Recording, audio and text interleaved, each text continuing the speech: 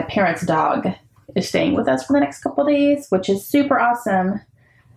But he's making all the dog noises. So if you hear any in the video, that's what's happening. He's just under my feet, licking his paws. Herschel, hey, say hi. Hey guys, it's Sarah. Okay, so this is gonna be kind of my final unhaul video. I went through a big unhaul recently. I will have my other videos linked down below if you guys missed any of them, but you know, I went through my shelves. I did some research on some books. I did a try a chapter tag with some of them. I asked for feedback from you guys for a whole bunch of it. And these are kind of my final results. I will start with the feedback because you guys definitely let me know your thoughts on some of the books that I was kind of questioning, wasn't sure whether or not I wanted to hang on to them or not. I just wanted to kind of see what your thoughts were versus some of them because they're not books that I talk about really ever. So I don't get a ton of feedback on a normal basis from any of them. So let me go through those real quick and I'll let you know whether or not I'm going to keep them. All right, I will start with the two books that were part of my try a chapter tag, where I did read the first chapter in both of these books and I was still a little bit unsure. And one of those was Crooked Letter by Tom Franklin. And I decided to go ahead and get rid of this one because I read the first chapter, but I don't really even remember it. And I think I remembered it, or I forgot about it a couple days after I'd read it. So didn't really stick with me. And yeah, so I'm going to go ahead and unhaul this one for sure. Then let's talk about The Nest by Cynthia D'Aprix-Sweeney. This one I really teetered on. Like even still I was teetering. Even after, you know, I posted it and people were giving me their feedback on it, I was still just like, oh, but it's so pretty. No, that's not a reason to keep a book. Not a reason to keep a book. I am going to unhaul this one. I did enjoy the first chapter. I legitimately did, but all of you guys were like, it's not worth it. It's boring. Just get rid of it. Not worth your time. It's like, okay. So it's getting unhauled. As beautiful as it is. Okay, and then out of the books that I talked about in my Talk Me Into or Out of these books, I'm going to unhaul two of them, and then the rest I'm keeping. So, yeah. Different reasons, but the first one I'm going to be unhauling for sure is The River of No Return by B. Ridgway. I did not get a single comment about this on the feedback, so that tells me something. Either just like no one's read it, or it's not worth talking about, I guess. So yeah, this is a beautiful book as well, but again, not a reason to keep a book. And, you know, looking at the synopsis and everything, I'm not interested enough to hang on to it. The other one I'm definitely going to be unhauling is Afterworlds by Scott Westerfeld. I just don't think he's going to be an author for me, to be honest with you guys. I did read Uglies, the first book in that series, didn't like it enough to continue on with it. And even this one I've had on my shelf for quite a while now, and I just have never really had the urge to pick it up. So I'm going to go ahead and let it go. Everything else I'm keeping. Let me tell you why. All right. So this one was another one that was kind of, I got a couple good comments and then mostly bad, you guys. And I understand. I understand that this is supposed to showcase a harmful relationship. A lot of people say that about Colleen too, though, and she's one of my favorite authors, so I'm not going to let something like that, you know, hold me back from it. And I've been interested enough that it's been on my shelves for quite a while, and it's still there, even through multiple unhauls. So I'm going to challenge myself to read this sometime this year. And it's damaged, actually. I don't know how that happened. I have like a scratch on here. Okay, so yeah, I'm going to try to challenge myself to read this sometime this year, for real, and read it. And if it's still here next time I do an unhaul, maybe I'll get rid of it. Maybe that'll be a sign. But for now, I'm going to hang on to it. This next one is another one that I didn't get any comments on, and I think it's just nobody's read this one, and that's called Sea Escape by Lynn Griffin. And this one doesn't get the best ratings on Goodreads, but the synopsis of it definitely reminds me of another book that I read that I really, really enjoyed. So I think I'm going to hang on to it, and it might be another one where, you know, if I haven't read it by the time I do another unhaul, then it's going to go type thing. But I think maybe this summer I could probably, you know, get into a little summery mood and try to get this one read, but I'm going to hang on to it for now. Okay, the next one. This one, I was still back and forth, back and forth. It was getting unhauled and then it's staying, and then it's getting unhauled and it's staying. And I couldn't make up my mind. I was like, okay, just keep it and try it. Because if you can't definitively put it in your unhaul pile without taking it out, then you need to just at least give it a try and see what you think. Period. So I'm going to give this one a try. This is Tiger's Curse by Colleen Hawke. And I did hear quite a few of you say that you really loved it, and it was just like a guilty pleasure type thing. And I'm like, okay, this is supposed to be kind of a romance more than, it's like a romantic fantasy, I guess, type thing. So it's like, okay, go into it knowing that there's a love triangle. Characters are supposed to be kind of douchey. Okay. So as long as I know all that up front, I can go into it kind of knowing a little bit what to expect, but I at least want to give it a try. Let's talk about the series that I had on there. The first one is the Shadowfall series by C.C. Hunter. I have the first 4 books. These are 2 bind-ups of the first 4 books.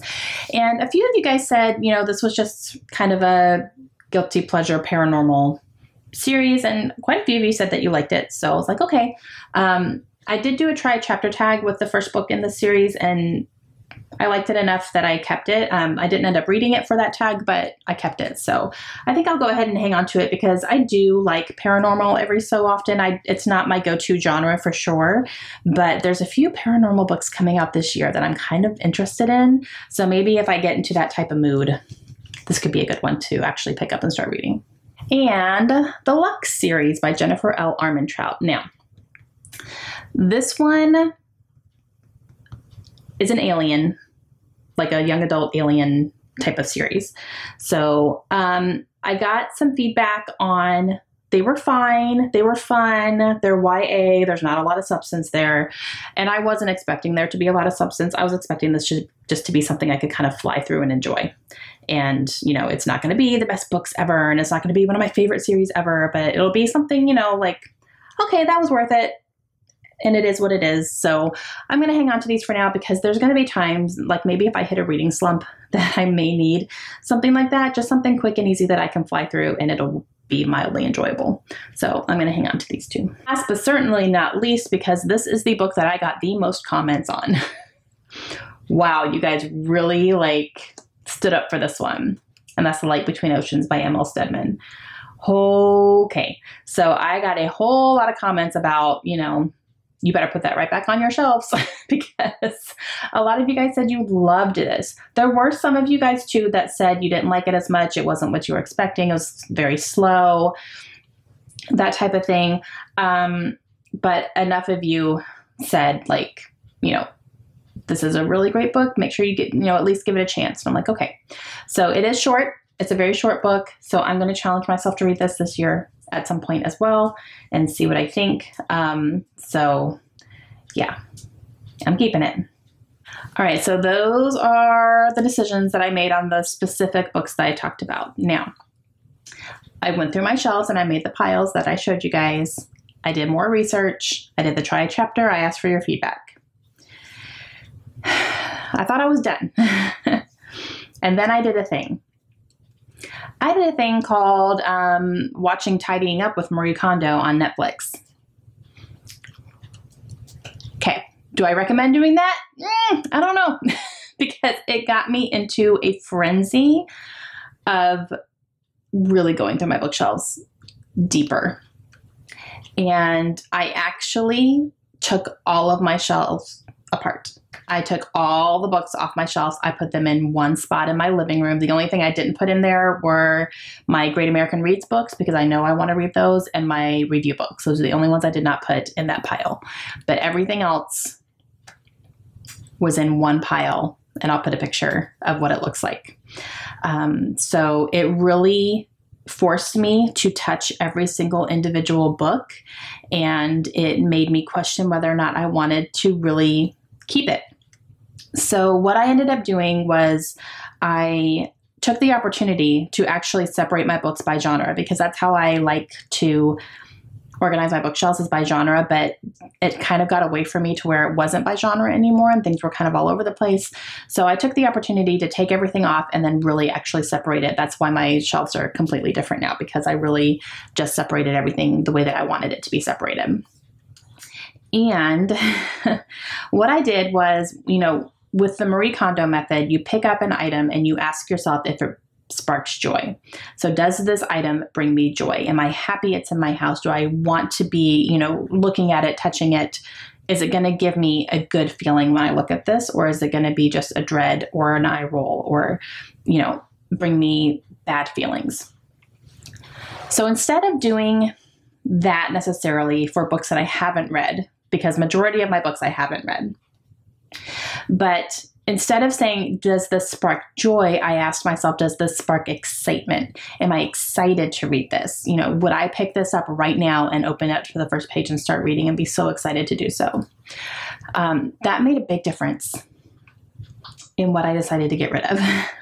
I got rid of a lot more, you guys, a lot more. And I probably doubled what I was getting rid of using that method. I really did. I took the time to do a little bit more research too. Some of them I wasn't sure. It sparks excitement because I like the way it looks. It's a really pretty cover and it's a gorgeous book and I like the way it feels. It sparks joy that way, but am I going to be excited about the content of the book? I wasn't quite sure. So what I decided to do was do a little bit more research on those books. I kind of put them in a separate pile. And then again, I did more research and a few of them, they went. There was one in particular that I looked up the Goodreads rating. It was a 3.1 and I was like, oh no, nope, it's not that pretty. So it made a big difference in, actually touching every single book individually. It made a big difference. And then I was able to separate everything into the genres that I wanted to. So, yeah. But I decided not to film that process. I felt like it was something I really just needed to kind of do on my own without the pressure of a camera on me. And I think it was a good thing. So I'm very happy with the results. And I am now getting rid of 70 books, 70. And that's a big deal. So all those books are already gone. They've already been donated. So I'm not able to show you exactly what it is I'm getting rid of or whatever, but I've already taken them to my used bookstore, and anything they weren't able to take, I took to Goodwill. So they're already gone. I just felt like it was something I really needed to do on my own. And the process was very good for me, I think.